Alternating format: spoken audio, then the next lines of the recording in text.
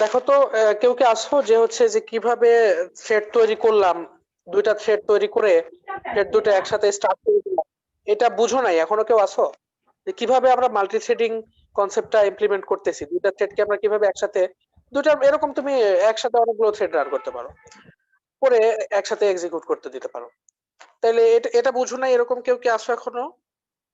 যে হচ্ছে কিভাবে আমি একটা থ্রেড তৈরি করতে পারি, করে সেটাকে বুঝতে স্টার্ট পারছি। করে দিতে মেথড, ওয়েট মেথড বা যে মেথড গুলো সাসপেন্ড, রিজিউম, অনেক অনেক মেথড আছে, এর নোটিফাই, সেই মেথড গুলো আস্তে আস্তে করে এর উপরে ইমপ্লিমেন্ট করে শিখতে হবে। কিন্তু কিভাবে একটা থ্রেড তৈরি করে, এটা আজকের ক্লাসের মূল যে উদ্দেশ্য ছিল, যে কিভাবে একটা থ্রেড আমরা তৈরি করতে পারি। তো এই তৈরি করার মেথডটা এখনো বুঝো নাই এরকম কি কেউ আসো? থাকলে আমাকে বলো। দেখো কিভাবে করলাম, একটা থ্রেড নিলাম, দুইটা পদ্ধতির যে কোনো একটা ফলো করে থ্রেড তৈরি করলাম, রান মেথড নিলাম, ইমপ্লিমেন্ট করলাম, থ্রেড তৈরি করলাম, রান মেথড নিলাম, ইমপ্লিমেন্ট করলাম, ইমপ্লিমেন্ট করে মেইন মেথডের ভিতরে অবজেক্ট ক্রিয়েট করে তারপরে আমি থ্রেড দুটাকে কি করলাম, স্টার্ট করে দিলাম। স্টার্ট করে দেওয়া মাত্রই ওই যে নিউ ব্রোন স্টেট থেকে থ্রেডটা কোন স্টেটে চলে আসলো, রানেবল স্টেটে চলে আসলো।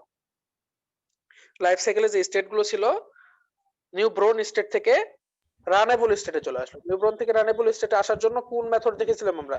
স্টার্ট মেথড ছিল এখানে। তো এই সেই স্টার্ট মেথড, যখন আমি স্টার্ট মেথড কল করলাম তখন থ্রেড দুটা কি হলো, স্টার্ট হয়ে গেল।